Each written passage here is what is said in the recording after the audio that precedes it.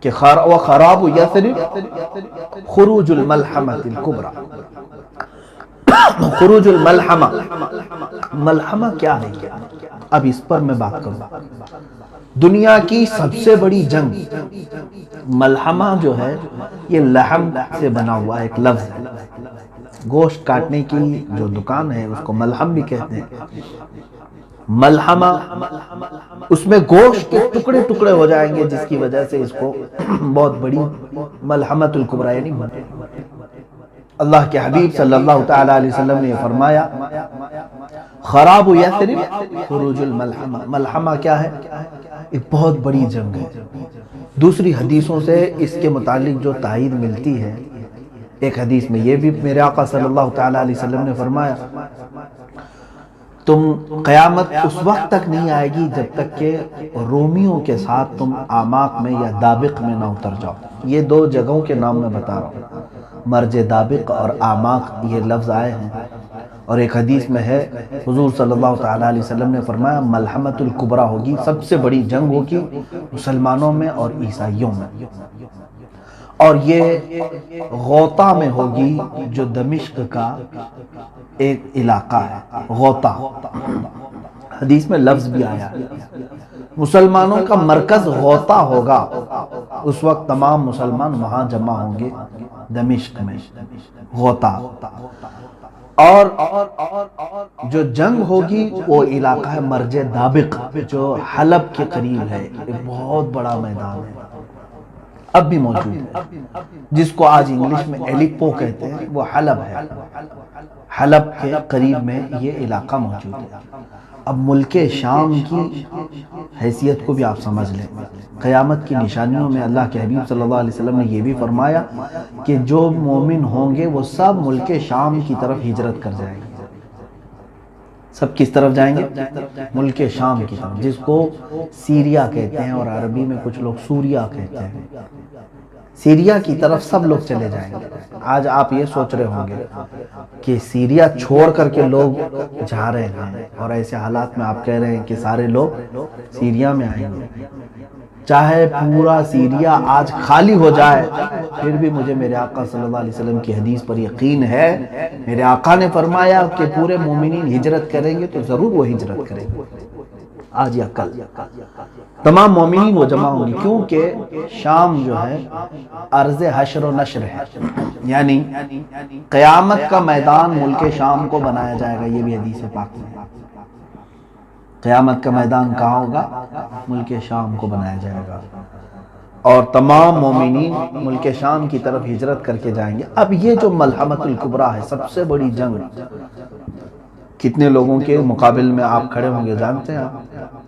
ایک حدیث میں ہے اللہ کے حبیب صلی اللہ تعالی علیہ وسلم نے فرمایا اس وقت رومی، پہلے سے حالات اگر میں بتاؤں تو یہ ہے کہ میرے آقا صلی اللہ علیہ وسلم نے فرمایا تم اور عیسائی، یعنی تم اور مسلمان اور رومی عیسائی صلح کے ساتھ چل رہے ہوں گے، یعنی ایک دوسرے کے ساتھ صلح کر کے ساتھ ساتھ چل رہے ہوں گے، اور ان دونوں کا جو دشمن ہوگا اس سے لڑ رہے ہوں گے.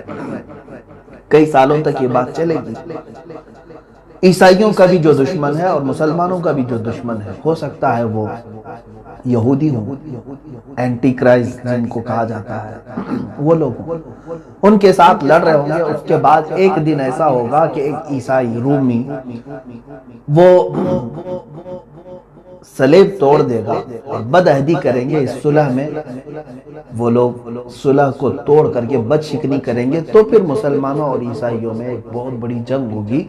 اس وقت سارے عیسائی جو جمع ہوں گے 80 جھنڈوں تلے وہ لوگ جمع ہوں گے. کتنے؟ 80 جھنڈے. ہر جھنڈے کے تحت، ہر جھنڈے کے نیچے 12,000 لوگ ہوں گے.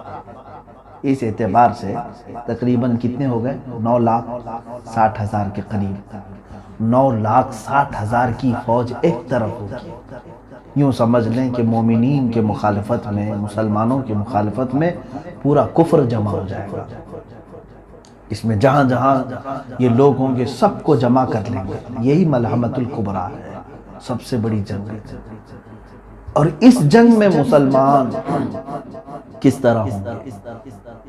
بعض حضرات نے کہا کہ وہ امام مہدی کی قیادت میں لڑیں گے، لیکن حدیثوں میں ایسا لفظ تو ہے نہیں۔ ہو سکتا ہے کہ امام مہدی کے بغیر بھی لڑیں۔ قیادت کون کرے گا، کیسے کرے گا، اس کے متعلق وضاحت نہیں ملتی، لیکن البتہ یہ بات ہے کہ ان میں سے ایک تہائی لوگ، مسلمانوں میں سے ایک تہائی کے قریب 1/3 بھاگ جائیں گے، اور میرے آقا صلی اللہ علیہ وسلم نے فرمایا وہ ایسے ہوں گے کہ اللہ تعالیٰ کبھی ان کی توبہ قبول نہیں کرے گا، وہ ہمیشہ کے لیے مردود مریں گے، ان کی توبہ کبھی نہیں قبول ہوگی، وہ جہنم میں جائیں گے، جو میدان چھوڑ جائیں گے، اور ایک تہائی اس میں سے شہید ہوں گے، دوسرا 1/3، یعنی 3 حصے کریں گے اگر مسلمانوں کے، تو ایک تہائی میدان چھوڑیں گے، ایک تہائی شہید ہو جائیں گے۔ ہم افضل الشہداء، حدیث میں فرمایا گیا کہ وہ شہیدوں میں سب سے افضل ہوں گے، وہ شہیدوں میں سب سے افضل، باقی جو 1/3 بچے ہوں گے یہ ان پہ فتح پا لیں گے، ان پہ فتح پا لیں گے، یہ میرے آقا صلی اللہ علیہ وسلم نے فرمایا تو فتح ہو۔ یہ ملحمت الکبریٰ ہے، یہ کہاں لڑی جائے گی، کیسے لڑی جائے گی، سب میرے آقا صلی اللہ علیہ وسلم نے صاف بیان فرمایا۔ اس پر اور تحقیق کرو نوجوانوں، بچوں۔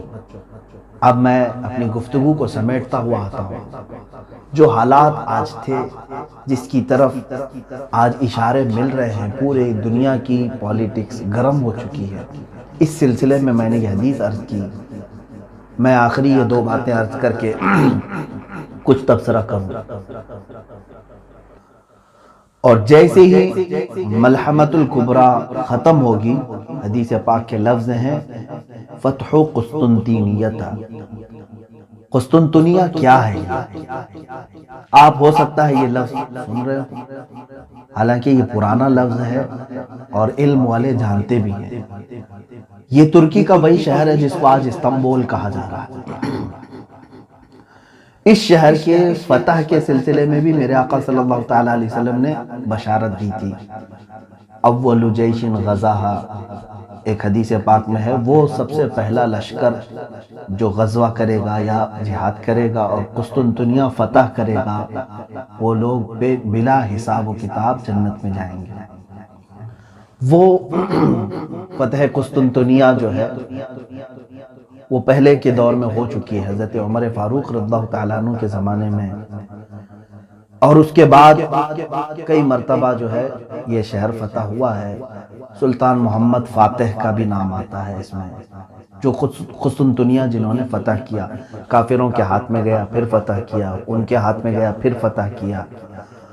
اب تو چونکہ یہ ترکی کے پاس ہے، ترکی کا بڑا شہر ہے، اور ابھی ترکی میں مسلمان ہیں، اسلامی حکومت ہے، لیکن جہاں تک خدشہ میرا ہے، میں اپنی بات کر رہا ہوں، ہو سکتا ہے یہ ترکی کے ہاتھ سے نکل جائے گا استنبول شہر، یہ پھر سے عیسائیوں کے ہاتھ میں ہو سکتا ہے چلا جائے، اور ایک زمانے تک ان کے ہاتھ میں رہے گا، کیونکہ آج کے جو حالات بتا رہے ہیں، لبرلزم وہاں پر کافی بڑھ چکا ہے، جو بلکہ میں اگر بتاؤں، آپ تحقیق کریں، ترکی کی حکومت کا جو آئین ہے، وہاں کا جو نظام ہے، اس میں بھی یہ چیز موجود ہے کہ وہ ترکی کوئی ایک مذہبی حکومت نہیں، یعنی وہاں کا کوئی سرکاری مذہب نہیں ہے، بلکہ وہ جیسے انڈیا ہے سیکولر ہے، ہمارا کوئی سرکاری مذہب نہیں۔ اسی طرح سے ترکی کا بھی انہوں نے بنایا ہے، جب خلافت عثمانیہ ختم ہوئی تھی تب یہ بنایا گیا تھا اس طرح سے کہ موجودہ صدر نے اسلامی کام زیادہ کیے ہیں، لیکن آج بھی وہاں کا نظام ہے وہ سیکولر ہے، اور آج بھی بہت سارے وہاں امریکہ کے پٹھو موجود ہیں، بہت سارے ایسے جو منافق ہیں، وہ اپنے ماحول کو بڑھانے کی کوشش کر رہے ہیں۔ تو مجھے جہاں تک اندیشہ لگتا ہے استنبول ان کے ہاتھ سے جائے گا اور عیسائیوں کے قبضے میں رہے گا، چونکہ حدیث پاک میں جو ترتیب بتائی گئی ہے، پہلے عمران و بیت المقدس، بیت المقدس کی آبادی اور مدینے کی ویرانی، مدینے کی ویرانی ملحمت الکبریٰ کا ظہور ہوگا، یعنی بڑی جنگ ہوتی ہے۔ اب وہ بڑی جنگ سالوں تک نہیں چلے گی، ایک بات یہ بھی سمجھ لیں، جیسے وار نہیں ہے یہ world war first, world war two جس طرح سے ہوئی، بہت سارے لوگ اس کو ورلڈ وار 3 بھی سمجھ رہے ہیں۔ میں جہاں تک سمجھتا ہوں یہ ورلڈ وار 3 کی بات نہیں ہے جو ملحمۃ الکبریٰ میں بتائی گئی ہے۔ ورلڈ وار 3 ہو سکتی ہے آپسی ممالک میں، لیکن یہ جو ہے وہ صرف 2 دن 3 دن یا 4 دن کا ذکر آیا ہے۔ وار جو ہے کنٹینیو چلتی رہتی ہے۔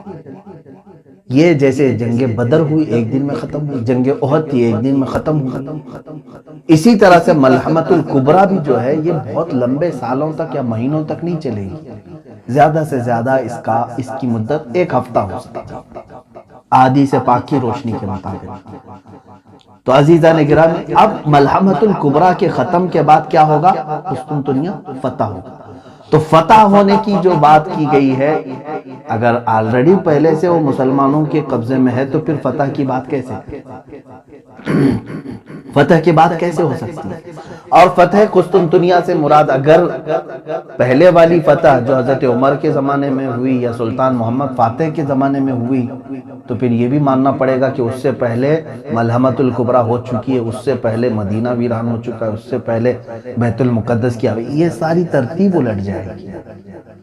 تو اسی لیے میں نے کہا کہ ہو سکتا ہے استنبول شہر آج یعنی عیسائیوں کے قبضے میں چلا جائے، پھر فتح ہوگا، اور وہ فتح کیسے ہوگی؟ جنگ سے نہیں، بلکہ حدیث پاک میں ہے وہ الملحمۃ الکبریٰ میں سے 1/3 جو لشکر تھا مسلمانوں کا، وہی جائیں گے فتح قسطنطنیہ کے لیے، اور وہ امام مہدی کی قیادت میں ہوں گے، امام مہدی کی قیادت میں ہوں گے۔ اس میں یہ بتایا گیا ہے کہ وہاں پر وہ لوگ بغیر کسی قتل کے، بغیر کسی لڑائی کے قسطنطنیہ کو کیسے فتح کریں گے؟ مسلمان نعرہ لگائیں گے، لا الہ الا اللہ واللہ اکبر، جیسے وہ ایک بار بلند آواز سے کہیں گے اس کا ایک حصہ فتح ہو چکا ہوگا، دوسری مرتبہ کہیں گے تو استنبول کا دوسرا حصہ فتح ہو چکا ہوگا، یہ حدیث پاک میں موجود ہے۔ تیسری مرتبہ مسلمان نعرہ تکبیر اس طرح بلند کریں گے، لا الہ الا اللہ واللہ اکبر، قسطنطنیہ یعنی استنبول شہر فتح ہو چکا ہوگا۔ اب جو بات بتانی ہے وہ بہت اہم ہے، بہت اہم ہے۔ یہاں تک کی بات تھی، جیسے یہ قسطنطنیہ فتح کر کے ابھی اپنی یعنی تھکان کو دور بھی نہیں کر چکے ہوں گے، اسی وقت ایک آدمی ان کے پیچھے سے یہ اعلان کرے گا کہ اے مسلمانوں، دجال ظاہر ہو چکا ہے، تمہارے گھروں میں گھس کر کے تمہارے بیوی بچوں کو ختم کر رہا ہے، تو سارے پریشان ہو جائیں گے۔ ایک آفت ابھی ختم نہیں ہوئی تھی کہ دوسری آفت آ گئی۔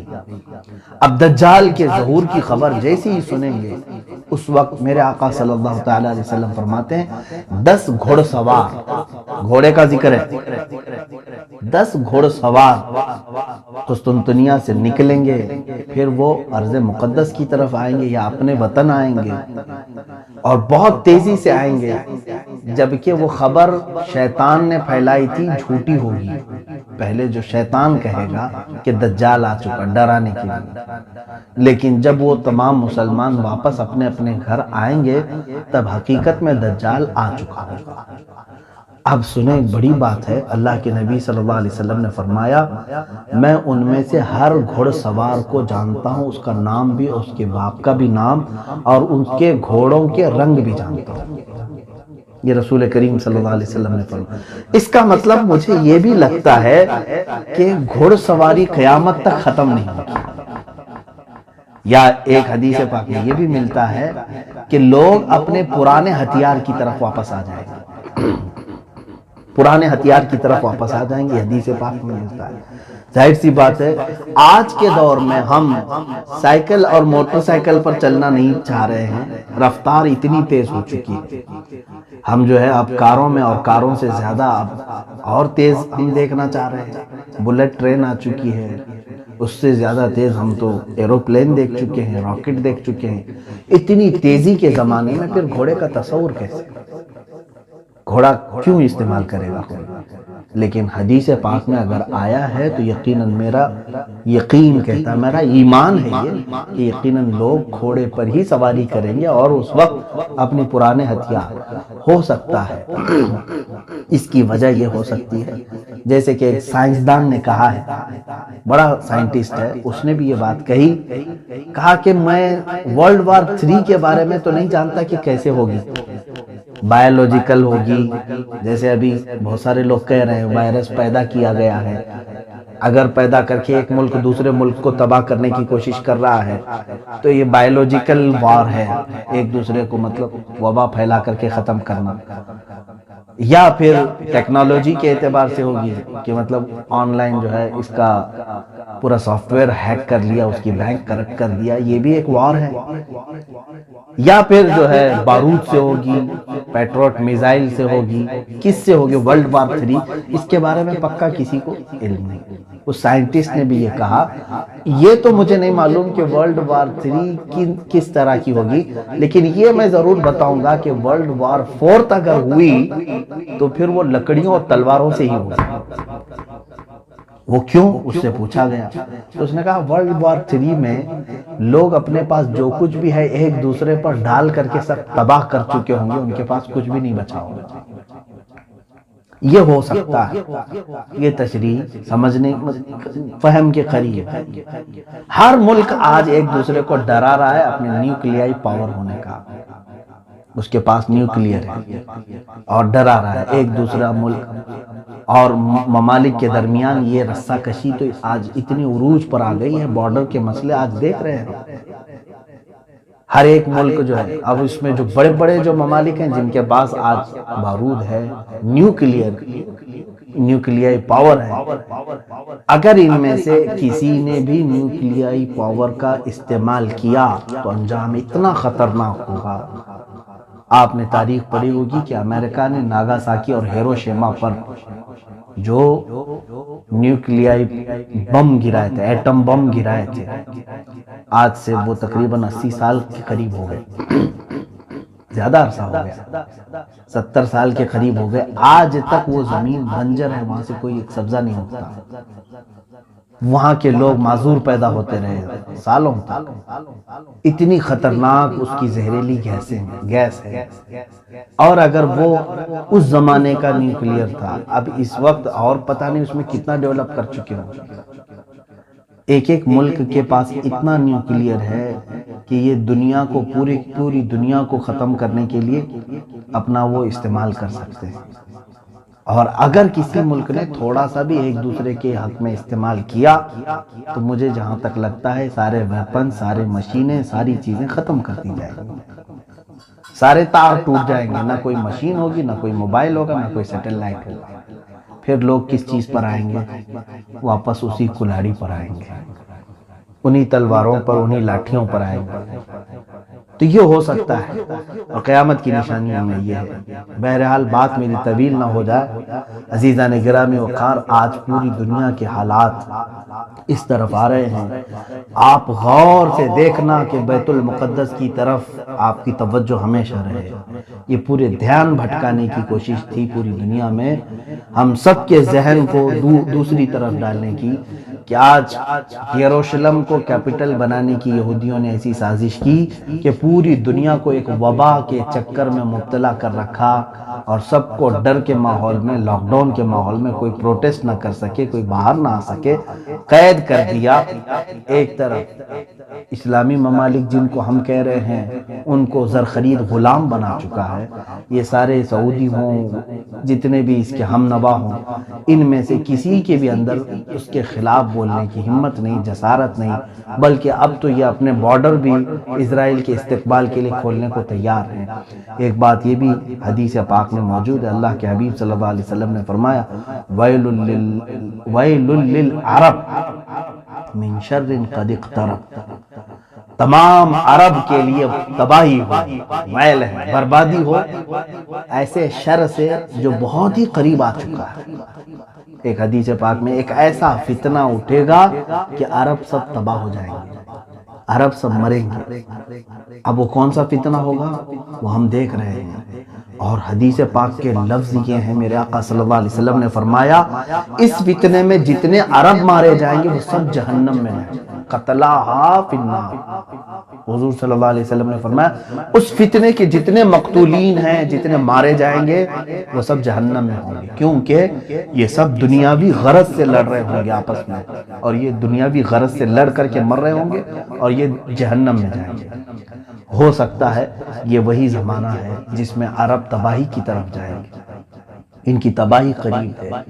اور میں نے ایک حدیث پاک اس سے قبل بھی آپ کے سامنے رکھی تھی، اللہ کے حبیب صلی اللہ تعالیٰ علیہ وسلم نے فرمایا ایک بادشاہ ہے ان کا، اس کے مرنے کے بعد اس کی گدی کو، اس کے تخت کو حاصل کرنے کے لیے 3 لوگ لڑیں گے، اور تینوں کو وہ تخت نہیں ملے گا، یہاں تک کہ یہ قتل و خون ریزی عام ہو جائے گی، اور یہ تباہی کا ایک دہانا شروع ہوگا۔ آج کے جو وہاں عرب کے بادشاہ کی جو سچویشن ہے وہ ایسی ہی ہے۔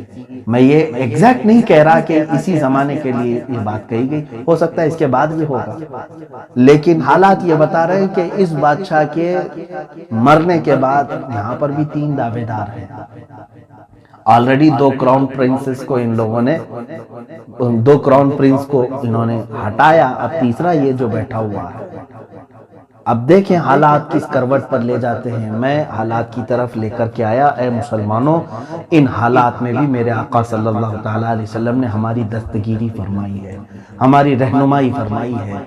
افسوس ہے اس وقت جو ہے ہمارے بچے گیم میں مبتلا ہیں، ٹک ٹاک میں مبتلا ہیں، بہت سارے ایسی خرافات اور واہیات میں مبتلا ہیں، پوری رات پورا دن اس طرح کی فحاشیت میں مبتلا ہیں، تو ہمیں معلوم نہیں کہ دنیا کہاں چل چکی ہے اور کون سے پلاننگ ہو چکی ہیں۔ اسی لیے میں بارہا یہ کہتا ہوں کہ اٹھو وہ گر نہ حشر نہ ہوگا پھر کبھی، دوڑو کہ زمانہ چال اپنی چل گیا۔ اے امت محمدیہ کے غیور نوجوانوں، قوت عشق سے ہر پست کو بالا کر دے، دہر میں نام محمد سے اجالا کر دے۔ وآخر دعوانا الحمدللہ رب العالمین۔ السلام علیکم ورحمۃ اللہ۔